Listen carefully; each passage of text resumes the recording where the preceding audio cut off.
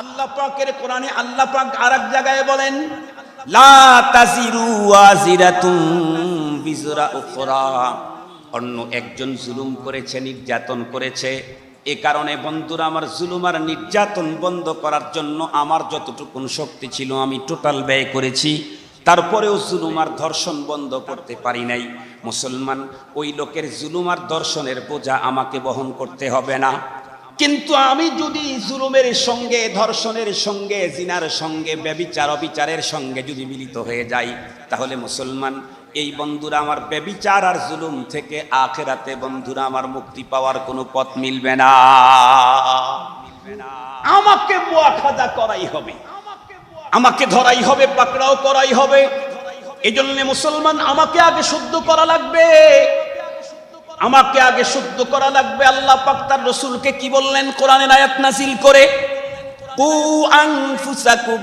কোরআনে পাকের আয়াতে আরেক আল্লাহ জায়গায় বলেন, ইয়া আইয়ুহাল্লাযীনা আমানু কু আনফুসাকুম ওয়া আহলিকুম নারা। ও ঈমানদার, আরে তুমি প্রতিবেশীকে বাঁচাবার ফিকির করতেছো, এত পাগল, তুমি তোমার ব্যাপারে উদাসীন কেন? আরেকজনকে ব্যভিচার অবিচার জুলুম জবান কন্ট্রোলের বক্তৃতা করো, তোমার জবান কন্ট্রোল কতটুকু? আরেকজনের চোখ হেফাজতের ওয়াজ করো, তোমার চোখ কতটুকু কন্ট্রোল করতে পেরেছো? ইয়া আইয়ুহাল্লাযীনা আমানু, হে ঈমানদার, কু আনফুসাকুম, প্রথমে তুমি তোমাকে আগুন থেকে বাঁচাও। আপনারা যারা প্লেনে উঠেছেন তারা অবশ্যই জানেন, প্লেনের ভিতরে সব যাত্রী যখন সুন্দর করে বসছে, এরপরে বিমানবালা অথবা ক্রু যেটা বলেন আর কি, তারা তখন বলে যে আমরা বিমানের ভিতরের কিছু নির্দেশিকা অবস্থানের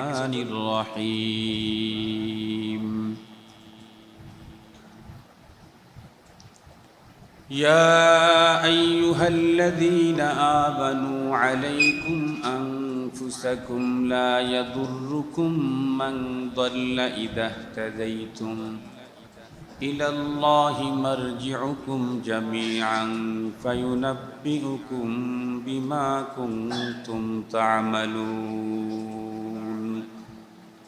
صدق الله مولانا العظيم وصدق رسوله النبي الأمي الكريم ونحن على ذلك لمن الشاهدين والشاكرين والذاكرين والحمد لله رب العالمين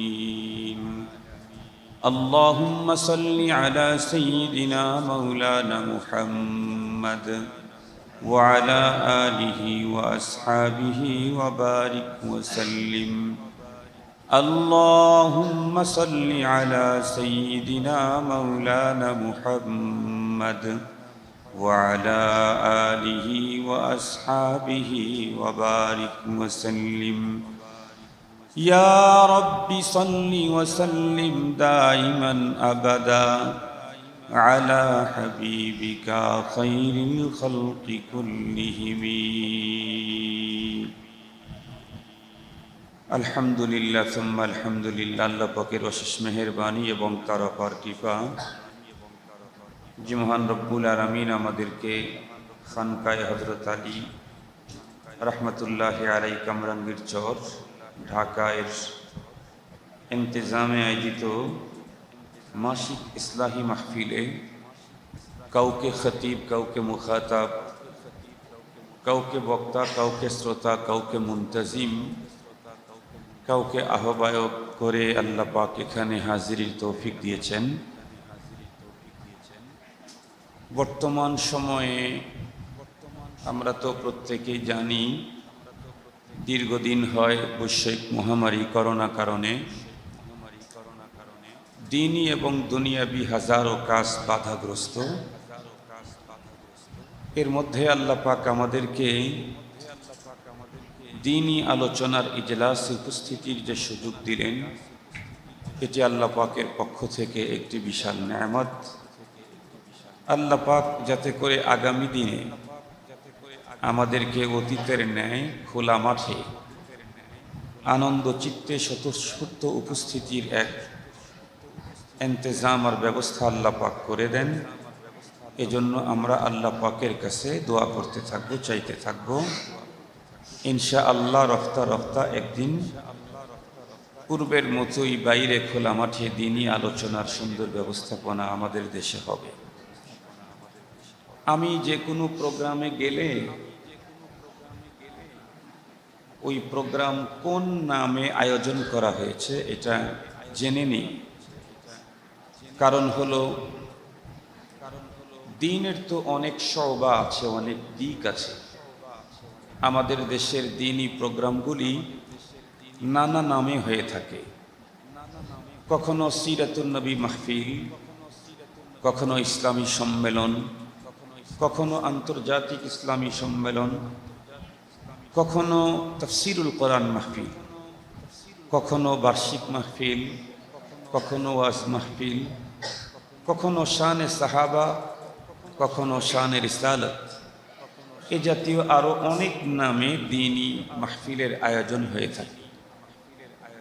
যেহেতু মানুষকে যেই বিষয়ে কথা বলে একত্রিত করা হয়, যেই নামের আহ্বান করা হয় আলোচনাটাতে, তার সাথে সামঞ্জস্য থাকলে, মিল থাকলে, তাহলে দাওয়াতের সাথে বয়ানের মিল হলো। আর তা যদি না হয় তাহলে গড়মিল। দ্বীনের যে কোনো আলোচনাই আমাদের জন্য ফায়দামন্দ, মুফিদ। তবে যখন যে কথা বলে মানুষকে একত্রিত করা হয় ওই সাবজেক্টের উপরে আলোচনা করাটাই সময়ের দাবি। আজকের প্রোগ্রামটা একটা ইসলাহি প্রোগ্রাম, একটি খানকার ইন্তেজামে। এ কারণে আজকের বয়ানটা অন্য দিনের বয়ানের মতো হওয়া হয়তো হবে না। স্বাভাবিক ওয়াজ মাহফিল, তাফসির মাহফিল, ইসলামী সেমিনার, সিম্পোজিয়াম, সেইখানে যেমন কথা, ইসলাহি প্রোগ্রামে এমনটি কথা হয়তো বা হবে না, অনেকের হলেও আমার হবে না। আমি আমার শেখ, বাংলাদেশের শেখুল হাদিস বললে যাকে চিনি, শেখুল হাদিস আল্লামা আজিজুল হক রহমতুল্লাহ আলাইকে আমি আমার নিজের চোখে দেখেছি, আমি তার ছাত্র। হযরত যখন রাজনীতির ময়দানে বয়ান করতেন তখন মনে হতো এদেশের সবচাইতে সেরা একজন রাজনীতিবিদ। হযরত রাজনীতির ময়দান থেকে সুজা যখন দাওরা হাদিসের বুখারীর দরসে বসতেন মনে হইতো যেন হযরত রাহমানিয়ার গেট দিয়ে ঢুকতেই সিয়াসত থেকে পরিষ্কার হয়েছেন, এখন একজন হাদিসের সম্রাট। এরপরে হযরতের হাদিসের দর্শের বেমিসাল দর্শ, এখান থেকে যখন বের হয়ে কোনো ইসলাহি, কোনো তাসকিয়া, তাসাউফ, কোনো পীর মুরিদি, কোনো খানকাতে যখন বয়ান করতেন তখন মনে হতো এ যুগের শ্রেষ্ঠ একজন শেখ তরিকত। হযরতকে দেখেছি আমি যতটুকু, তা থেকে আমি আপনাদেরকে মেসেজ দিচ্ছি। হযরত যখন বুখারী পড়াইতেন তার দর্শের ভিতরে, পরবর্তী সময়ে যেহেতু হযরতের সহবতে আমার লম্বা টাইম থাকার সুযোগ হয় নাই, আমি যেইটুকে দেখেছি সেইটুক বলতে চাই। হযরত কখনো এদেশের বা বিদেশের কোনো আলিম বা কারো নাম ধরে গীবত করেছেন এটি আমার কখনো মনে পড়ে না। গীবত মুক্ত মজলিস শেখুল হাদিস আল্লামা আজিজুল হক রহমতুল্লাহ আলাইহির মজলিস ছিল। তো আমরা যেহেতু শেখুল হাদিসের ছাত্র, এ কারণে তার রং, তার বু, এগুলি একটু আনার জন্য ফিকির করি। আসলে ওই রকম তো পারি না। উহিব্বুস সালিহিনা ওয়া লাস্তু মিনহুম লাআল্লাল্লাহা ইয়ারযুকুনি সালাহ। আমি নিজে নেককার না, তবে নেককারদেরকে আমি চয়েস করি। আমি নেককার না, কিন্তু নেককারদেরকে আমি চয়েস করি, কোনো বদকার ফাসিককে আমি চয়েস করি না। আমি নেককার, আমি এই কথা বলি নাই যে আমি বুজুর্গ, আমি নেককার, আমি আল্লাহওয়ালা, এ কথা আমি বলি নাই। আমি বলেছি আমি বুজুর্গ, আল্লাহওয়ালা, নেককারদেরকে চয়েস করি। কেন? লাআল্লাল্লাহা ইয়ারযুকুনি সালাহা, হয়তোবা আল্লাহ পাক নেককারদের মোহাব্বতের কারণে কোনো একদিন আমাকেও নেককারের সিরিয়ালে ঢুকায় দেবেন। এবং আল্লাহ পাকের কাছে দিলের এ তামান্না, আয় আল্লাহ, শুনেছি, পড়েছি, কিছু কিছু দেখেছি, যারা আল্লাহওয়ালা হয়, যারা আল্লাহর ওলি হয়, যারা ভেলায়েতের মাকাম প্রাপ্ত হয়, তাদের জীবনে এক ভিন্ন স্বাদ। আল্লাহ পাকের কাছে আবেদন, আয় আল্লাহ, ভেলায়েতের মজা না চাখায়া কবরে নিও না, কারণ কবরে চলে গেলে পরপারের জগতে ওলি হওয়ার তো কোনো সুযোগ নাই, জান্নাতি হওয়ার সুযোগ আছে, ওলি হওয়ার তো আর সুযোগ থাকবে না। এই জন্যে ভেলায়েতের মজা চাকতে চাই।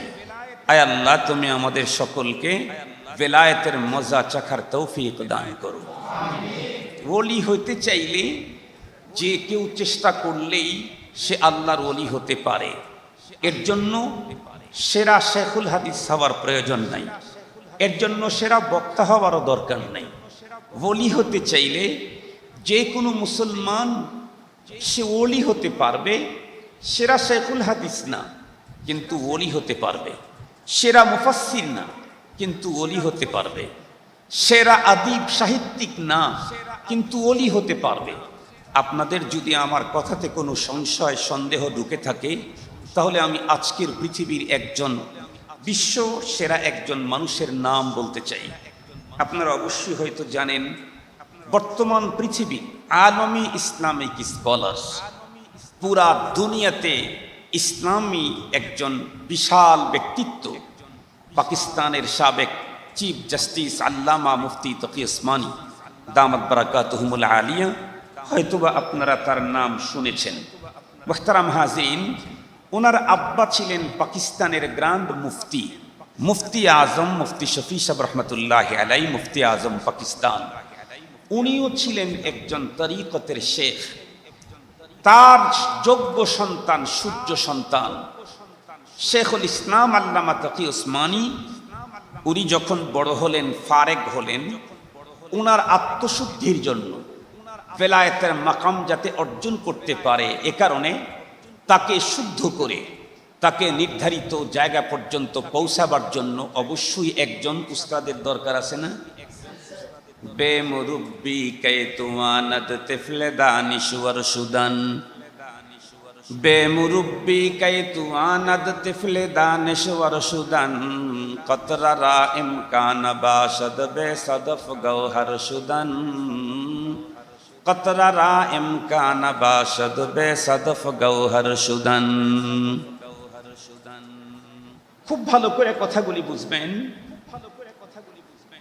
আরেকজন কবি বলেছেন, খুদ বা খুদ কামিল নাশদ মোল্লায়ে রুম, খুদ বা খুদ কামিল নাশদ মোল্লায়ে রুম, তা গুলামে শামসে তিবরিজি নাশদ, তা গুলামে শামসে তিবরিজি নাশদ। একা একা অত বড় হওয়া যায় না। সাধারণ একজন টেইলার মাস্টার হতে চাইলে তাকে আরো একজন কাটার মাস্টারের অধীনে থেকে লম্বা দিন পর্যন্ত সবক নিতে হয়। মার পেট থেকে কেউ কখনো স্বর্ণকার হয়ে পৃথিবীতে জন্ম নেয় না। স্বর্ণকার হতে চাইলে দীর্ঘদিন পর্যন্ত কোনো এক স্বর্ণকারের সহবতে থেকে তারপরে নিজেকে যোগ্য স্বর্ণকার করে গড়ে তুলতে হয়। মুহতারাম হাজিরিন, তাহলে সব কিছুতেই যদি কারিগর লাগে, তৈরি করার জন্য যদি উস্তাদ লাগে, তাহলে আমিও যদি ভেলায়েতের মাকাম অর্জন করতে চাই, তাহলে একা একা কখনোই সম্ভব হবে না। ওই রকম কোনো কামেল, ওই রকমের কোনো পরিপূর্ণ একজন শেখের কাছে আমাকে সফর্দ করতে হবে। এরপরে কামেল আল্লাহর ওলি আল্লাহ পাক তৌফিক দিলে হওয়া যাবে। আল্লাহ পাক আমাদের সকলকে তার কামেল ওলি হওয়ার তৌফিক দান করুন। মুহতারাম হাজরিন, ওলি হইতে চাইলে কিছু কাজ আমাদের আছে, খুব জরুরি কাজ। খুব ভালো করে কথাগুলি বুঝতে হবে। আমরা এসেছি আজকে ইসলাহি প্রোগ্রামে, এটা কোনো গতানুগতিক সাধারণ কোনো ওয়াজ মাহফিল না। এ কারণে এখানকার আলোচনাটাও হতে হবে ওই মানের, যদি মাঠে ময়দানের স্বাভাবিক বয়ান এখানেও শুরু হয়, তাহলে ইসলাহি প্রোগ্রামের স্বতন্ত্রতা বলতে আর কিছু থাকবে না। ইসলাহি প্রোগ্রামের স্বতন্ত্রতা বলতে আর কিছু থাকবে না। আমাদের দেশে ইসলামী প্রোগ্রাম, ওয়াজ মাহফিল যেগুলি হয়, এগুলি আমরা শুরু করি নাই, এগুলি আমার কণ্ঠের কারণে শুরু হয় নাই। এগুলি যারা শুরু করেছেন ওই সমস্ত মানুষ, যেই সমস্ত মানুষগুলি পেটে পাথর বেঁধেছেন, যেই সমস্ত মানুষগুলি এই জগতে ঘর বাড়ির ফিকির ছেড়ে দিয়েছিলেন, যেই সমস্ত মানুষগুলি নিজেদের সন্তানের চাইতে দ্বীনি অনুষ্ঠান আর প্রতিষ্ঠানকে বেশি মহব্বত করেছেন, যেই সমস্ত মানুষগুলি এই পৃথিবীতে নিজের ব্যক্তিত্বকে ফোকাস করার চাইতে আল্লাহর জমিনে আল্লাহর দ্বীনের ফোকাসের বেশি মেহনত করেছেন, তারা ইতিহাস 200 বছর আগে দেখতে হবে না, 300 বছর আগের ইতিহাস দেখতে হবে না, এমনকি 100 বছর পূর্বের ইতিহাসও দেখতে হবে না। একবার তাকান না, আজকে বাংলাদেশের জমিনে যেই সমস্ত দ্বীনি ইদারা, জান্নাতি এরিয়া আমার দেশে বুকটান করে দাঁড়িয়ে আছে, যার ভিতরে কয়টার নাম বলবো, সময় তো অল্প।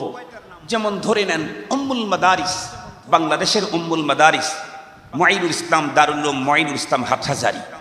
এই মাদ্রাসার আজকে এত বড় বিল্ডিং, এত সুন্দর মনোরম দৃশ্য, চিত্তাকর্ষক এক হাইয়া আল্লাহ পাক এখন প্রতিষ্ঠিত করে দিয়েছেন।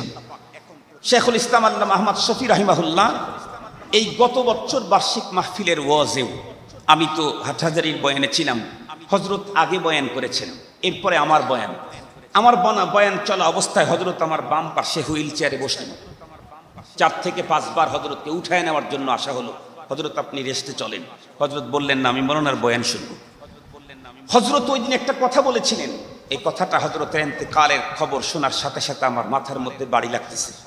হযরত বলেছিলেন ইনশাআল্লাহ হাটহাজারীতে আগামী দিনে একটা সাইড উল্লেখ করে বললেন, ওই সাইডে আবার বিল্ডিং হবে, সে বিল্ডিংগুলি এত উঁচা হবে চট্টগ্রামের শহর থেকে দাঁড়ালে হাটহাজারী মাদ্রাসার বিল্ডিংগুলো যাতে দেখা যায়।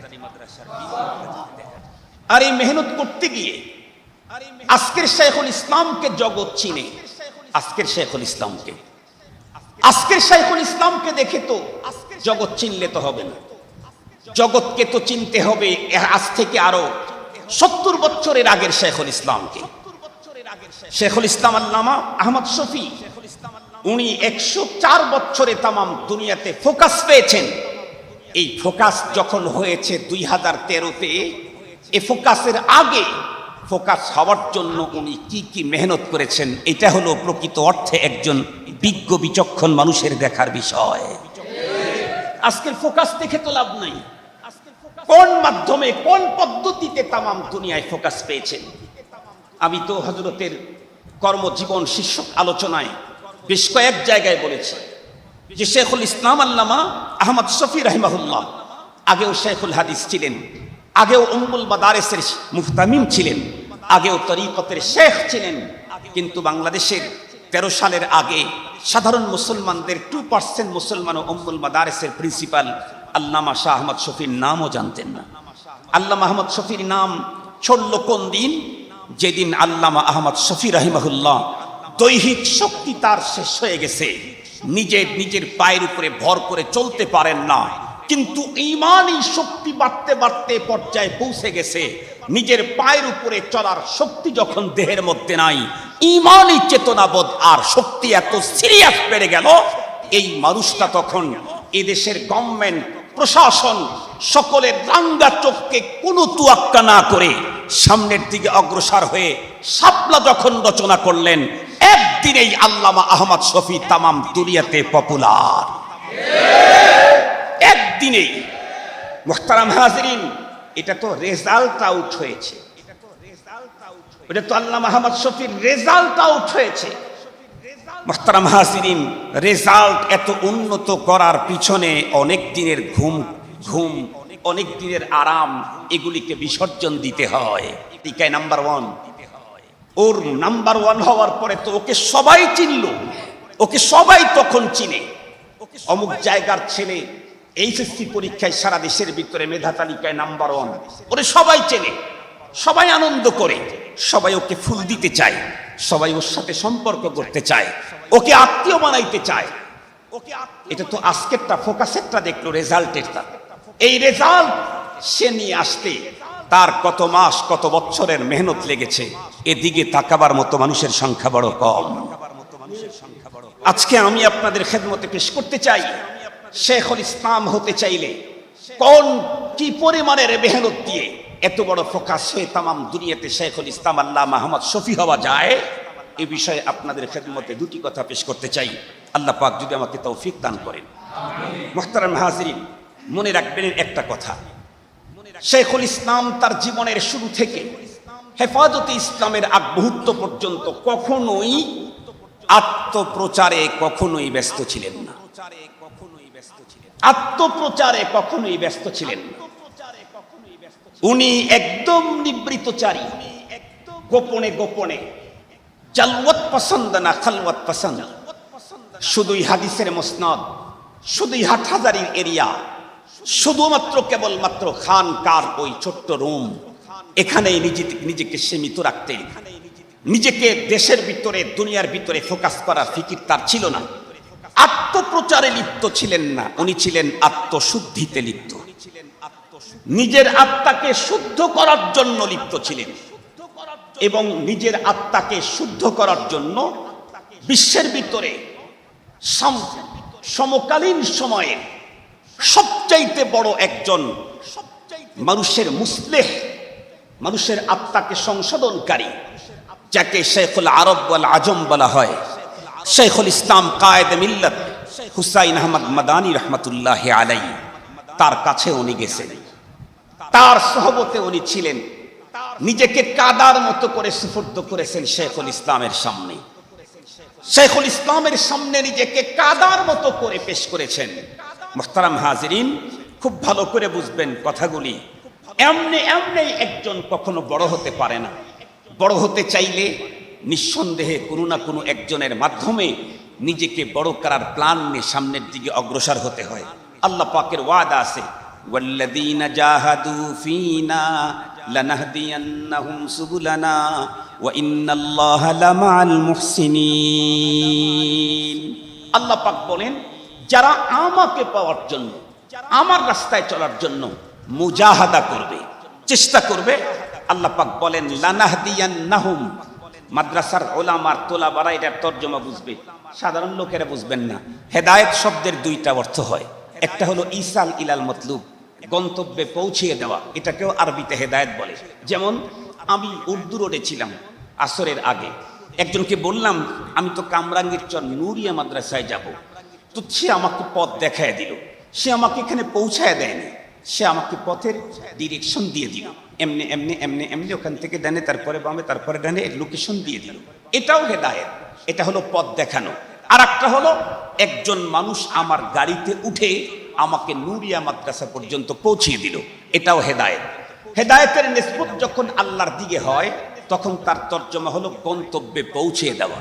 একজন চীনা মানুষ যদি আমার গাড়িতে উঠে আমাকে গন্তব্যে পৌঁছিয়ে দেয়, তাহলে রাস্তার ভিতরে পদচ্যুতি হওয়ার কোনো সম্ভাবনা, জোরে বলেন সম্ভাবনা, গোমরাহ হওয়ার কোনো সম্ভাবনা। আল্লাহ পাক বলেন, তুমি আমার রাস্তায় চলার জন্য, আমাকে পাওয়ার জন্য যদি মুজাহাদা করো, অবশ্যই আমি তোমার হাত ধরে তোমাকে গন্তব্যে পৌঁছিয়ে দেব, অবশ্যই পৌঁছিয়ে দেবেন। কিন্তু মুজাহাদা করতে হবে আমার মতো, কথা বলেন আমার মতো না কোরআনের বাতানো তরিকায়? কোরআনের বাতানো তরিকায়। কোরআনে আল্লাহ পাক কি বলেছেন খুব ভালো করে বুঝবেন। আজকে তো আমাদের সমাজে, আমাদের দেশে প্রতিটি মানুষ, সবাই বলতেছি, সমাজ নষ্ট হয়ে যাচ্ছে, দেশ নষ্ট হয়ে যাচ্ছে, খুন বেড়ে যাচ্ছে, ধর্ষণ বেড়ে যাচ্ছে, ডাকাতি বেড়ে যাচ্ছে, মানুষের মাল সম্পদ সম্মান কোনো কিছুর নিরাপত্তা নাই। সবই বলতেছি, সবাই, আমিও বলছি, পীর সাহেবও বলছেন, বক্তা সাহেবও বলছেন, লিডার সাহেবও বলছেন, এমনকি প্রশাসনের লোকেরাও বলতেছেন। মুহতারাম হাজিরিন, কিন্তু অবস্থা হলো কি, দেশ শেষ হয়ে যাচ্ছে এটা উপলব্ধি করি, অন্য শেষ হয়ে যাচ্ছে এটার উপলব্ধি আমার আছে, আর একজন শেষ হয়ে যাচ্ছে এটার উপলব্ধি আমার আছে, সমাজ শেষ হয়ে যাচ্ছে এটার উপলব্ধি আমার আছে, দেশ শেষ হয়ে যাচ্ছে এটার উপলব্ধি আমার আছে, অর্থনীতি শেষ হয়ে যাচ্ছে এটার উপলব্ধি আমার আছে। আমাদের ফ্যামিলি শেষ হয়ে যাচ্ছে, এটার উপলব্ধি আমার আছে। আমার ছেলে শেষ হয়ে যাচ্ছে, এটার উপলব্ধি আমার আছে। আমার মেয়ে শেষ হয়ে যাচ্ছে, এটার উপলব্ধি আমার আছে। আমার অধীনস্থ লোকেরা শেষ হয়ে যাচ্ছে, এটার উপলব্ধি আমার আছে। আমার বাবা লাইনচ্যুত হয়ে যাচ্ছে, এটার উপলব্ধি আমার আছে। কিন্তু আমি যে লাইনচ্যুত হয়ে চলছি এই উপলব্ধি নাই। আমি যে রাস্তার উপরে নাই সে উপলব্ধিটা নাই।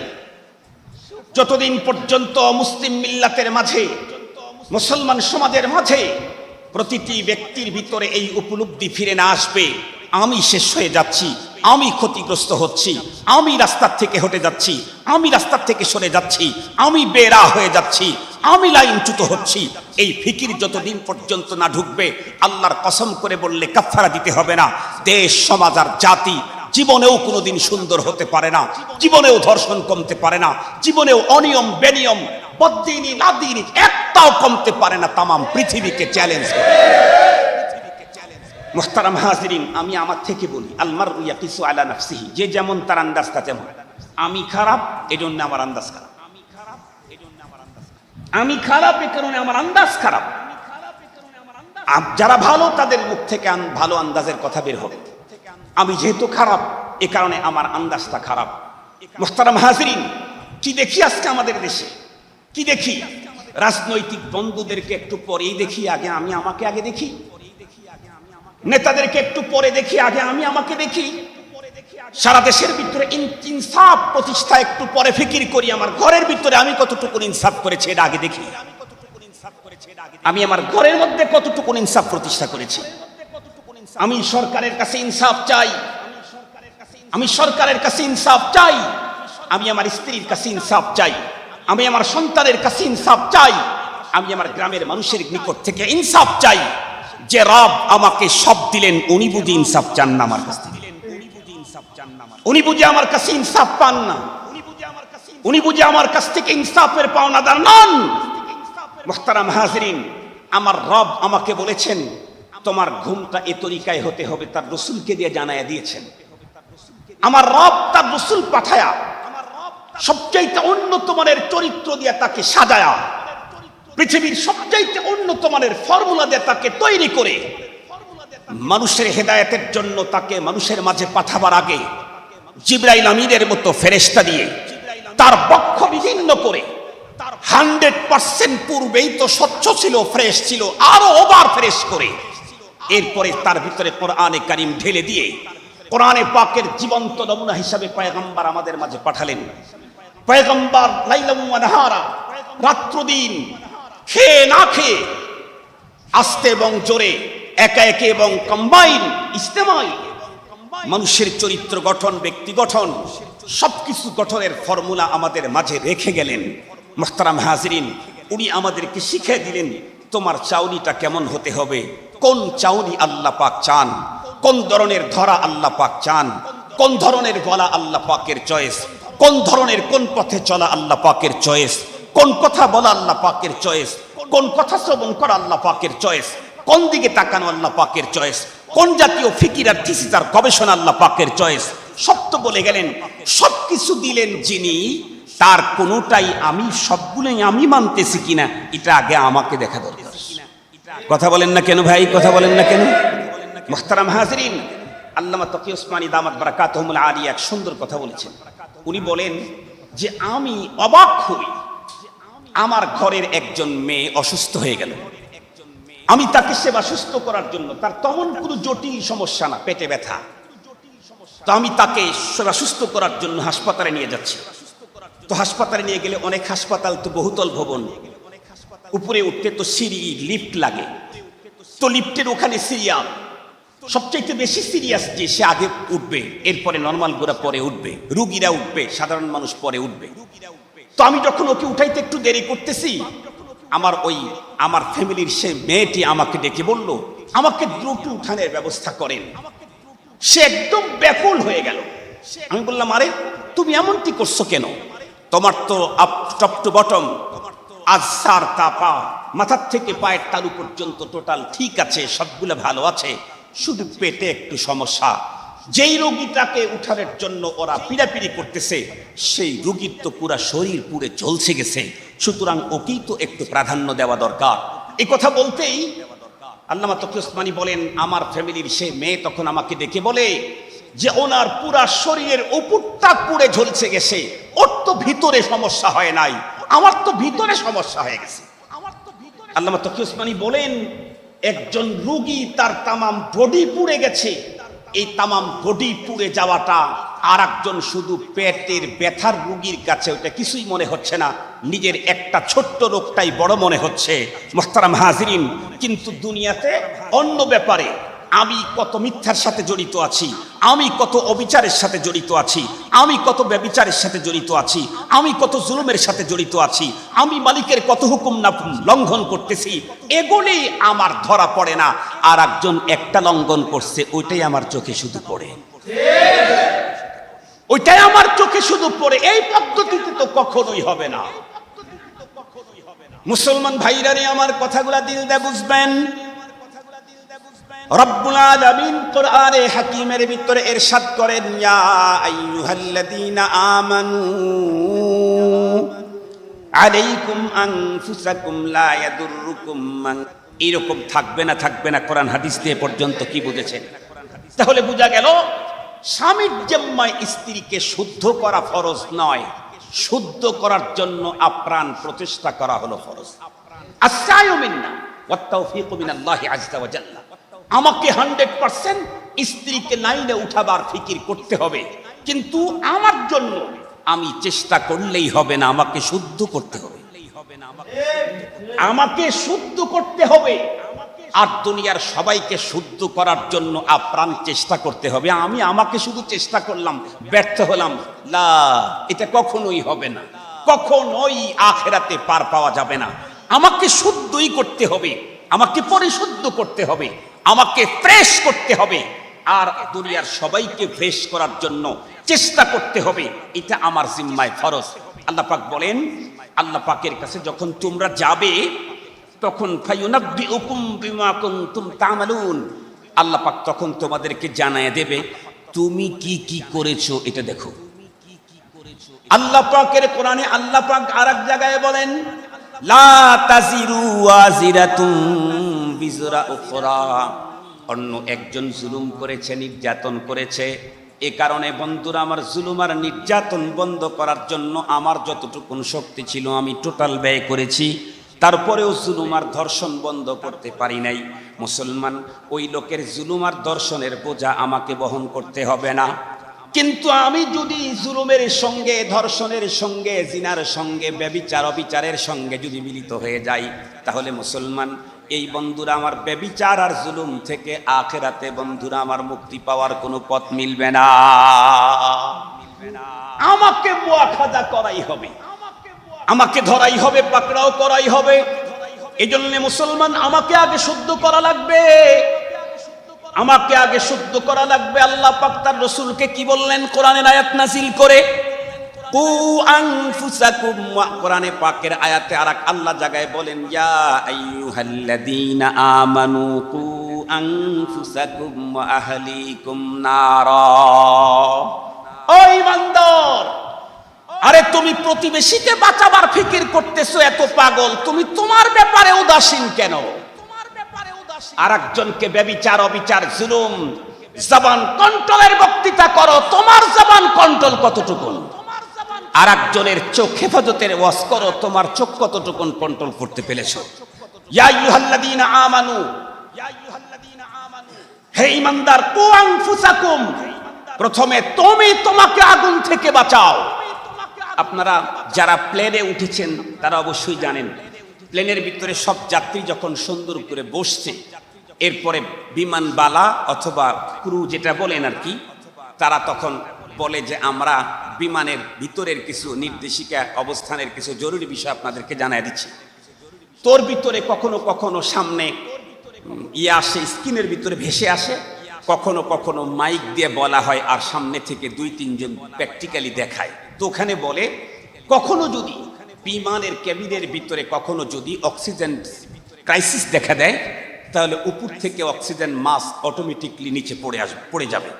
আপনারা তখন মাছগুলি টেনে সর্বপ্রথম আপনি আপনার নাকে মুখে সুন্দর করে পড়ুন, এরপরে আপনার পাশে থাকা ছোট অথবা বড়কে মাছ পড়তে সহযোগিতা করুন। আল্লাহ পাকের কোরআন আল্লাহ পাক বলেন, ইয়া আইয়ুহাল্লাযীনা আমানু কু আনফুসাকুম, এই ইমানদার। আরেকজনের ফিকির আগে করতেছস কে? তুই তোর ফিকির আগে করস। কু আনফুসাকুম, তুমি তোমাকে জাহান্নামের আগুন থেকে বাঁচাও। তুমি তোমাকে আগে জাহান্নামের আগুন থেকে বাঁচাও। নেক্সটে যখন তুমি বাঁচছো, ওয়া আহলিকুম, এখন পরিবারকে বাঁচাও, এখন তোমার নিকট যারা আছে তাদেরকে বাঁচাও। এরপরে রপ্তা আল্লাহ তোমাকে তৌফিক দিলে সূর্য পৃথিবীর যে রাষ্ট্রে উদয় হয় সেখান থেকে শুরু করে সর্বশেষ সূর্য অস্ত যায় পৃথিবীর যে রাষ্ট্রে, সে রাষ্ট্র পর্যন্ত যাও, মানুষদেরকে জাহান্নামের আগুন থেকে বাঁচাবার ফিকির করো। যদি তুমি আগে শুদ্ধ হও, এরপরে যদি শুদ্ধি অভিযান চালাও, তাহলে কি হবে? হাজার বছরের বিধ্বস্ত মানবতা অল্প দিনেই উদ্ধার করা সম্ভব হবে। আর যদি এমনটি হয় তুমি অশুদ্ধ দুনিয়াকে শুদ্ধ করার চেষ্টা করো, তাহলে তোমার বক্তব্য শেষ হবে, তুমিও শেষ হবে। তোমার মতো শুদ্ধি অভিযানের নায়ক আর মহানায়করা আসবে আর কফিন বর্তে থাকবে। জীবনেও কোনোদিন সমাজ আর দেশ শুদ্ধ হতে পারে না। মুসলমান ভাইরাই আমার, লম্বা কথা বলতে চাই না। আজকে বন্ধুরা আমার, দেশ পরিচালক থেকে শুরু করে প্রশাসন থেকে শুরু করে আমরা হুজুররা পর্যন্ত, খানকা পর্যন্ত যত জায়গায় বন্ধুরা আমার শুদ্ধি অভিযান চলতেছে, কিন্তু তেমন কোনো ফলাফল পাওয়া যাচ্ছে না। এটার মূল কারণ, এক নম্বরের কারণ, শুদ্ধি অভিযান যাদেরকে দিয়ে চালানো হয় তারা নিজেরাই শুদ্ধ হয় নাই। শুদ্ধি অভিযান চালাইতে শুদ্ধ মানুষ লাগবে আগে। শুদ্ধি অভিযান চালাইতে শুদ্ধ মানুষ লাগবে আগে। আপনারা দেখছেন কিনা, আমরা তো পথে ঘাটে চলতে গেলে কিছু বিষয় আমরা মাথার মধ্যে রাখি, একটু ফিকির করি। আমি আগেই বলেছি, আমি বড় না, বড়দেরকে মহব্বত করি। আপনারা লক্ষ্য করে দেখবেন, কিছু কিছু বাস আছে যেগুলি ঢাকা শহরে চলে, এটা গেট লক বলে, আছে না? এই বাসগুলাতে যত্রতত্র যে কোনো জায়গা থেকে লোকজন নেয় না, বা নেওয়ার বিধান নাই, নেয় না, না নেয় আল্লাহ ভালো জানে। আপনারা দেখছেন, এটা আর বলা দরকার নেই, সাফাই কারো পক্ষে গাইতে চাইতেছি। কিন্তু এই যে লোকগুলা, এদেরকে যে সিস্টেম দেওয়া হয়েছে, যে আইন দেওয়া হয়েছে, এই কি বলে সুপারভাইজার, কন্ট্রাক্টর, ও ঠিকঠাক মতো আইন প্রয়োগ করে কিনা, মানে কিনা, সঠিক নিয়মে গাড়িটা চালায় কিনা, এটা দেখার জন্য জায়গা জায়গায় ফ্লাইং চেকার আছে। দেখছেন নাকি আপনারা? জায়গা জায়গায় চেকার আছে। কিন্তু এই চেকার দিয়েছে কেন কোম্পানি চেকার দিয়েছে যাতে করে কন্ট্রাক্টররা, সুপারভাইজাররা আমাদের তহবিল থেকে কোনো টাকা না সরায়, এজন্য চেকার দিয়েছে। চেকার উঠে 1 2 3 4 5 6 সিগনেচার করে দেয়। কিন্তু আমি আমার চোখে অনেকগুলা যেটা দেখেছি, সেটা হলো এতদিন পর্যন্ত তো ফ্লাইং চেকার দেওয়ার আগ পর্যন্ত, বা চেকার দেওয়ার আগ পর্যন্ত তো শুধুমাত্র কেবলমাত্র সুপারভাইজার, কন্ট্রাক্টর কিছু খাইতো। চেকার দেওয়ার পরে কি হয়েছে, এখন ওই মহাজনের টাকা আরো কিছু খানেওয়ালা লোক আরো একটা বেড়ে গেছে। আপনারা দেখেছেন কিনা? উঠতেই অথবা উঠেই 10 টাকা আর 20 টাকা, আর চেকের দরকার নাই, যা বলে তাই লিখে দেয়। ঠিক বললাম না? ঠিক বললাম? গোনার দরকার নাই, ভিতরে ঢোকারও দরকার নাই। কেন? চেকার দেওয়া হয়েছে ঠিক, কিন্তু ওর চরিত্র তো চেক করা হয় নাই। চেকার দেওয়া হয়েছে ঠিক, কিন্তু ওর চরিত্র চেক করা হয় নাই। এই জন্য এই চেকার দিয়ে মালিকের ফায়দা হয় নাই, বড় আরো 20 টাকা করে প্রতি বাসের প্রতি স্টপেজে লস হচ্ছে। মুহতারাম হাজরিন, শুদ্ধ ছাড়া অশুদ্ধ লোক দিয়ে যদি শুদ্ধি অভিযান চালানো হয়, তাহলে অশুদ্ধতা আরো 1% হলেও বেড়ে যায়। মুহতারাম হাজরিন, শুদ্ধি অভিযান চালাইতে হয় কেমনে? পৃথিবীর সবচাইতে বড় মহান সংস্কারক মুহাম্মদুর রাসূলুল্লাহ সাল্লাল্লাহু আলাইহি ওয়াসাল্লাম, উনি পদ্ধতি শিখিয়ে দিয়েছেন। উনি আমাদেরকে কি বলেছেন? বিশ্বনবী মুহাম্মদুর রাসূলুল্লাহ সাল্লাল্লাহু আলাইহি ওয়াসাল্লাম নিজের বিষয়টাকে আগে 100% ক্লিন করেছেন, এরপরে উম্মত আর জাতিকে শুদ্ধ করার জন্য ফিকির করেছেন। উনি যখন নিজে 100% শুদ্ধ হয়ে জাতিকে শুদ্ধ করার ফিকির করেছেন। রব্বুল আলামিন তার পদে পদে এমন নুসরত দান করেছেন। বন্ধুরা আমার, মাত্র 23 বছর জীবনের শুদ্ধি অভিযানে, মাত্র 23 বছর জীবনের শুদ্ধি অভিযানে 1 শতাব্দী, 2 শতাব্দী, 3 শতাব্দী, 5 শতাব্দী নয় বন্ধুরা আমার, বহু শতাব্দীর বিধ্বস্ত মানবতাকে উদ্ধার করতে সক্ষম হয়েছিলেন মুহাম্মাদুর রাসূলুল্লাহ। বিশ্বনবীজি যেই যুগে পৃথিবীতে এসেছিলেন সেই যুগকে বলা হতো বর্বর যুগ, সেই যুগের মানুষদেরকে বলা হতো অমানুষ। মাত্র 23 বছরে এমন সুন্দর প্রক্রিয়ায় শুদ্ধি অভিযান চালাইলেন। মাত্র বন্ধুরা আমার 23 বছরে বন্ধুরা আমার শুদ্ধি অভিযানে শুধুমাত্র কেবলমাত্র মানুষগুলাই শুদ্ধ হলেন তাই না, বরং যুগটা পর্যন্ত শুদ্ধ হয়ে গেল। বিশ্বনবীজি এসেছিলেন যেই যুগ, ও তো জাহেলিয়াতের যুগ। বিশ্বনবীজি যখন পৃথিবী থেকে বিদায় নিলেন সেই যুগের নাম স্বর্ণযুগ। খায়রুল কুরুনে কারনি সুম্মাল্লাযীনা ইয়ালুনাহুম সুম্মাল্লাযীনা ইয়ালুনাহুম। প্রতি জুমার দ্বিতীয় খুতবাতে নবীজির এই বয়ান আপনারা হাদিস শুনেন। খায়রুল কুরুনে কারনি, পৃথিবীর সবচাইতে সেরা যুগ হলো আমি মুহাম্মদুর রাসূলুল্লাহর সাহাবীদের যুগ। মুসলমান ভাইরা রে আমার, লম্বা শত শত বছরের বিধ্বস্ত মানবতা উদ্ধার করে যুগটা পর্যন্ত সুন্দর করলেন। সেই যুগের মানুষগুলি কত সুন্দর হলো। মুসলমান সুন্দর মানুষগুলার সৌন্দর্যের কথা পৃথিবীর কোনো আরেকজন মানুষ বন্ধুরা আমার বক্তৃতা দিয়ে শোনায় নাই। দুনিয়ার কোনো নেতা বন্ধুরা আমার সেই যুগের মানুষদের প্রশংসা শুধু করছে এমনটি না, বরং যেই রব্বুল আলামিন মানুষকে তৈরি করেছেন সেই রব্বুল আলামিন তার নিজের জবানে ওই যুগের মানুষদের প্রশংসা করে দিয়েছেন। প্রশংসা করতে করতে কি বললেন?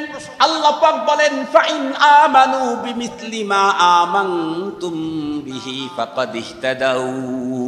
আল্লাহু আকবার বলেন। কোরআনে পাক পড়েছেন, হয়তোবা তরজমাও কেউ পড়েছেন, কিন্তু ভিতরের তরজমা অনেকেরই হয়তো উপলব্ধি হয় নাই। আল্লাহ পাক সাহাবায়ে কেরামের প্রশংসা করতে গিয়ে বললেন, আবু বকর, ওমর, ওসমান এত সুন্দর পরিশুদ্ধ হয়েছে। আল্লাহ পাক বলেন, আমি নিজে পরীক্ষা নিয়েছি। উলাইকাল্লাযীনা ইমতাহানাল্লাহু কুলুবাহুম লিত্তাকওয়া। এই সমস্ত মানুষের দিলের পরীক্ষা আমি নিয়েছি। দিলের পরীক্ষা নিয়ে আল্লাহ পাক কি বললেন, রেজাল্ট কি দিলেন? আস-সাবিকুনাল আউয়ালুনা মিনাল মুহাজিরিনা ওয়াল আনসার ওয়াল্লাযীনা ইত্তাবাউহুম বিইহসান রাদিয়াল্লাহু আন। আল্লাহু আকবার বলেন। রাদিয়াল্লাহু আন ওয়া রাদু আন وأعد لهم جنات تجري تحتها الأنهار। রব্বুল আলামিন পরীক্ষা নিয়ে বললেন, আমি এদের অন্তর পরীক্ষা নিয়ে দেখেছি, আমি তাদের অন্তরের অবস্থান আর পরিশুদ্ধতার উপরে আমি আল্লাহ রাজি হয়ে গেছি। শুধু আমি রাজি হয়েছি তাই না, প্রশংসা করতে গিয়ে আল্লাহ পাক বলেন, এদেরকে যদি কিয়ামত পর্যন্ত পৃথিবীর যত মানুষ এদের পদাঙ্ক অনুসরণ করবে আমিও তাদের উপরে রাজি হয়ে যাব। এদের জন্য জান্নাত রেডি করেছি। কিয়ামত পর্যন্ত যত মানুষ এই সুন্দর মানুষগুলার মতোই তাদের অনুকরণ করবে তাদের জন্য জান্নাত রেডি করে রাখলাম। মুসলমান ভাইরা আমার, শুধু এতটুকুনি আল্লাহ পাক বলেছেন তাই না, বিশ্বনবীজি যাদের পিছনে মেহনত করেছিলেন সেই বর্বর যুগের অমানুষ 23 বছর জীবনের বন্ধুরা আমার সংস্কারের উন্নত মানের ফর্মুলায় এত উন্নত মানুষ গড়ে তুললেন। আল্লাহ পাক রব্বুল আলামিন কোরআনে হাকিমের ভিতরে বললেন, ফাইন আমানু বিমিসলি মা আমানতুম বিহি ফাকাদ ইহতাদাউ। ও আবু বকর, ওমর, ওসমান, আলী, আবু হুরায়রা, মুনাফিকরা যদি তোমাদের মতো ঈমান আনে তাহলেই তাদের ঈমান গ্রহণ, তারা হেদায়েত প্রাপ্ত হবে। আর তোমাদের ঈমানের মতো আবু বকর, ওমর, ওসমান সাহাবীদের ঈমানের মতো ঈমান আনলে পৃথিবীর কারো ঈমান আমার দরবারে গ্রহণযোগ্য নয়। আল্লাহু আকবার বলেন। বিশ্বনবীজি এত উন্নত সংস্কার করেছেন, কবি বলেন, দুরফেশানি নে তেরে কতরু কো দরিয়া কর দিয়া, दिल को रोशन कर दिया, आंखों को बीना कर दिया, खुद न थे जो राह पर औरों के हादी बन गए, खुद न थे जो राह पर आलम के हादी बन गए, क्या नजर थी जिसने मुर्दू को मसीहा कर दिया। আল্লাহু আকবার। বিশ্ব নবীজি সংস্কার করতেন কেমনে, সিস্টেমটা কি ছিল খুব ভালো করে বুঝবেন। আমরা তো আপনাদেরকে বলি ভাই অবশ্যই পর্দা করেন, যাকাত দেন, পুরুষের নারীর পর্দা আছে, পুরুষেরও পর্দা আছে। আমরা তো আপনাদেরকে বয়ান করি তাহাজ্জুদ পড়েন, কিন্তু আমাদের মধ্যে এমনও ব্যক্তি থাকতে পারি, বন্ধুরা আমার কথাই আমি বলতেও পারি, কিন্তু আপনি আমার বয়ান শুনে তাহাজ্জুদের জন্য যেই পরিমাণে গুরুত্ব দেন, আমি ফজরের নামাজেও সেই পরিমাণে গুরুত্ব দেই না। তাহলে আমার মতো এই রকমের সংস্কার দিয়ে তামাম দুনিয়া সুন্দর হলেও আমি সুন্দর হতে পারবো না। এটা হয় না, এই কারণেই হয় না। মুহতারাম, আমার পয়গম্বর কি করেছেন? আমার পয়গম্বর তার উম্মতদেরকে বলেছেন, আল্লাহ পাক তোমাদেরকে বিধান দিয়েছেন দৈনিক কম পক্ষে 5 ওয়াক্ত নামাজ, কথা বলেন না কেন, নষ্ট করতেই হবে, পড়তেই হবে। তো নবীজি আমাদেরকে বলেছেন তোমরা 24 ঘন্টায় 5 ওয়াক্ত নামাজ পড়ো, এটা নবীজি আমাদেরকে বলেছেন, ওয়াজ করেছেন। কিন্তু নিজে আমল করেছেন কি পরিমাণে? নিজে প্রতিদিন 24 ঘন্টায় 9 ওয়াক্ত নামাজ পড়েছেন। নবীজি আমাদেরকে বলেছেন কয় ওয়াক্ত পড়তে? অবশ্যই পড়বা, এটা নষ্ট করতে পারবা। 9 ওয়াক্ত পড়ার জন্য চেষ্টা করবা, 5 ওয়াক্ত অবশ্যই পড়বা। কিন্তু নবীজি ব্যক্তিগতভাবে নিজে কি করতেন? আর একজনকে শুধু 5 ওয়াক্ত নামাজ পড়ার কথা বলে উনি 3.5 ওয়াক্ত পড়তেন, 2.5 ওয়াক্ত পড়তেন, এমনটি না, উনি পড়েছেন 9 ওয়াক্ত। এ কারণেই তো 23 বছরের পয়গম্বর কয়েক শতাব্দীর বিধ্বস্ত মানবতাকে উদ্ধার করতে পেরেছেন। নবীজি আমাদেরকে কি বলেছেন? তুমি যা ইনকাম করবা সব আল্লাহর রাস্তায় দান করে দিবা, এ কথা বলেছেন নাকি?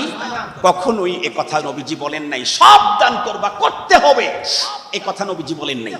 নবীজি আল্লাহ পাকের কোরআন দিয়ে আমাদেরকে বলেছেন, তোমার সম্পদ যখন নির্ধারিত একটা কোঠায় পৌঁছে, অর্থাৎ নেশাব পরিমাণ মাল যখন তোমার হয়, এরপরে যখন 1 বছর পূর্তি হয়, তাহলে এখন তুমি 40 টাকায় 1 টাকা, রুবে ঔষধ 40 ভাগের 1 ভাগ, 100 টাকায় 2.5 টাকা আল্লাহর রাস্তায় তোমাকে দিতেই হবে, এটা যাকাত।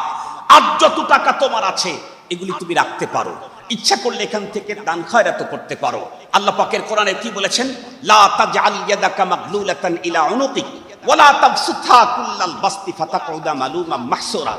তুমি এমনটি করো না যে তোমার হাত কখনো পকেটে যায় না, তার মানে যাকাতও তুমি দিবা না, সব কুক্ষিগত করে রাখবা, এমনটি যেন না হয়।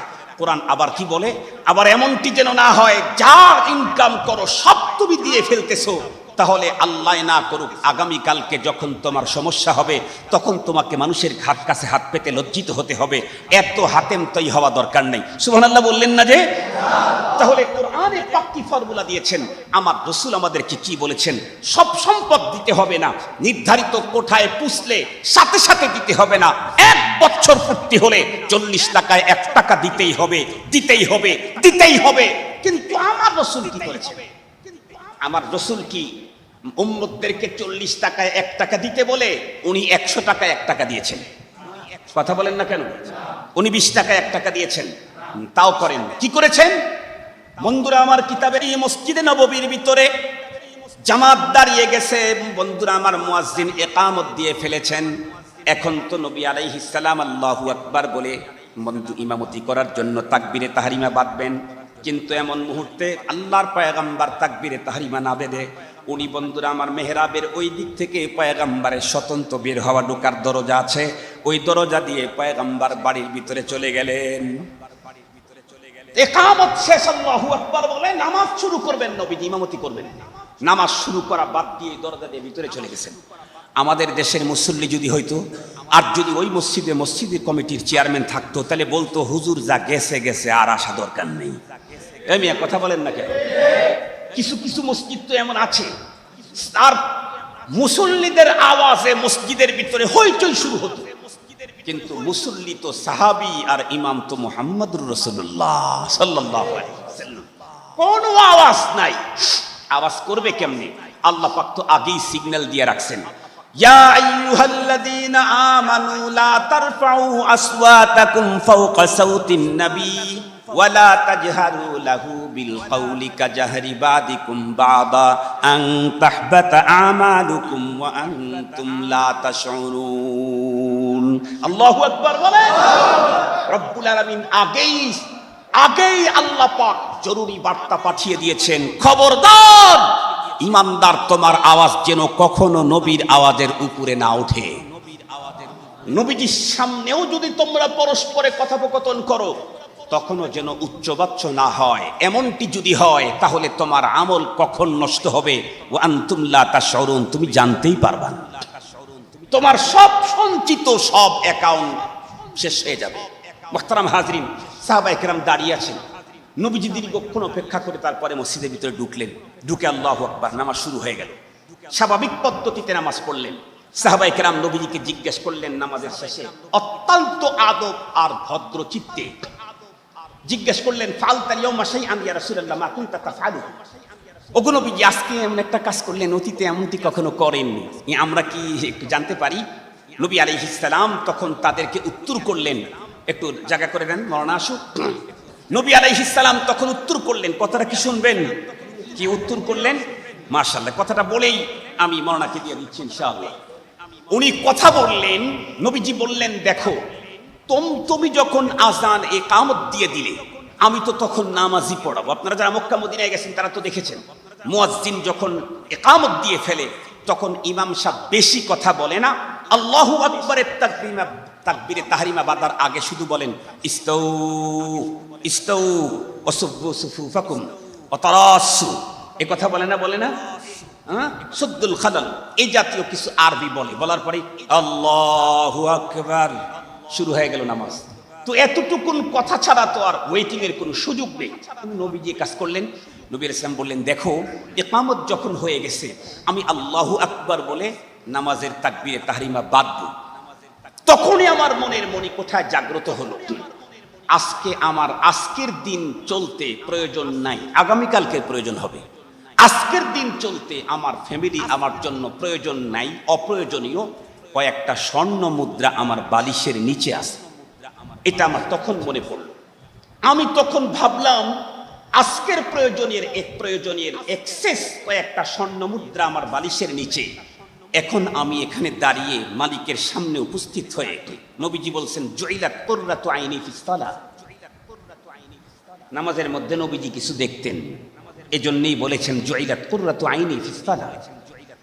আমার চোখের শীতলতা নামাজ, অন্তরের শীতলতা নামাজ বলেন নাই, চোখের শীতলতা নামাজ। তার মানে নবীজি নামাজ পড়তে চোখ দিয়ে কিছু দেখতেন, যার কারণে শীতল হতো। মা তার 50 বছরের হারানো সন্তানকে দেখলে তার চোখে শীতল হয়। নানি 10 বছর আগে নাতিকে নিয়ে গেছে আমেরিকায়, 10 বছর পরে নিয়ে আসছে। নানি যখন নাতিকে দেখতে পায় তখন তার চোখের শীতলতা চোখের। আমার আল্লাহর পয়গম্বর নামাজে দাঁড়াইলে এমন কিছু দেখতেন যা দেখলে তার চোখ শীতল হয়ে যেত। বিশ্ব নবীজি তখন ডেকে বললেন, সাহাবীরা শোনো, আমি আল্লাহু আকবার বলে নামাজে দাঁড়াবো, আমি তো রব্বে কারীমের সামনেই দাঁড়াবো, আর রব্বুল আলামিনকে আমি সম্বোধন করে ডেকে বলবো ইহদিনাস ইয়্যাকা না'বুদু ওয়া ইয়্যাকা নাস্তাঈন। আল্লাহ, আমরা তোমার ইবাদত করি, তোমার কাছেই সহযোগিতা চাই, তোমার কাছেই সহযোগিতা চাই। কিন্তু আজকের প্রয়োজনের অতিরিক্ত কয়েকটা স্বর্ণ মুদ্রা আমার ঘরের ভিতরে থাকতে আমি মালিকের কাছে সহযোগিতা চাইব। এই কথা বলবো তখন আমার লজ্জা লাগলো।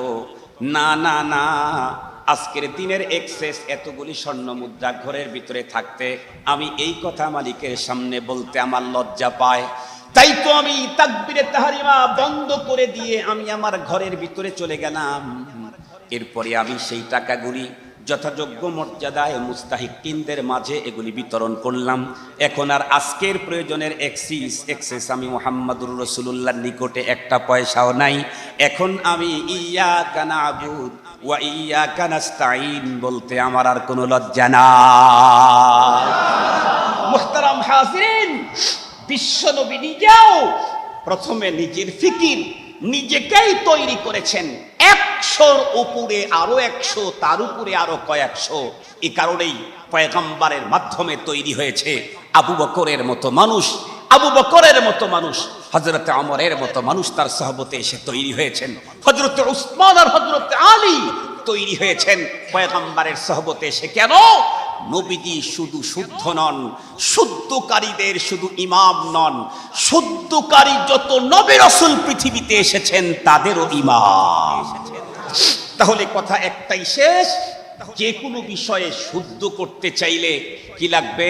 যাকে দিয়া শুদ্ধ করাইবো তাকে আগে শুদ্ধ লোক ছাড়া শুদ্ধ করা, শুদ্ধি অভিযান চলতে। মুহতারাম হাজিরিন, ইসলাহি প্রোগ্রামের বয়ানের জন্য আগে নিজের ইসলাহ হতে হবে, তারপরে ইসলাহি প্রোগ্রামের বয়ান করতে হবে। আমার মতো জাহেলে মুরাক্কাব না হলেও কাছাকাছি। আপনারা আরবি মনে হয় বুঝেন নাই, মানে আমার মতো গন্ড মূর্খ না হলেও তার কাছাকাছি। এই জাতীয় মানুষদেরকে দিয়ে আপনারা গরমের ভিতরে বয়ান শুনলেন, কতটুকুন ফায়দা হবে আমি জানি না।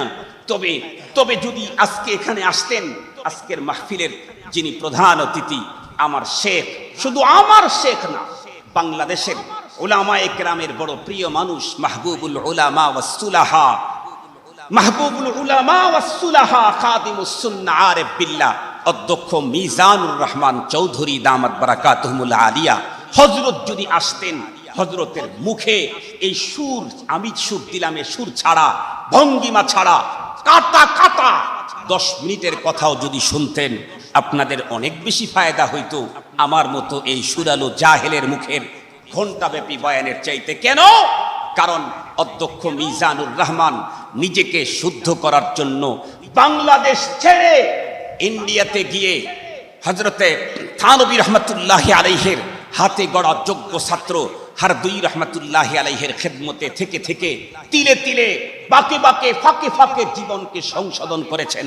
হযরত ওয়ালা আরেকদিনও বললেন, যতদিন পর্যন্ত তার পেট দুনিয়াতে বেঁচে ছিল অতদিন পর্যন্ত, শেখে দেওয়ানা অধ্যক্ষ মিজানুর রহমান সাহেব বলেন, অতদিন পর্যন্ত আমি কোনো ঈদ আমার ফ্যামিলি আর স্ত্রী পুত্রদেরকে নিয়ে ঘরে করি নাই, সব ঈদ করেছি আমার শেখ ও মুর্শিদের সাথে ইন্ডিয়ায়।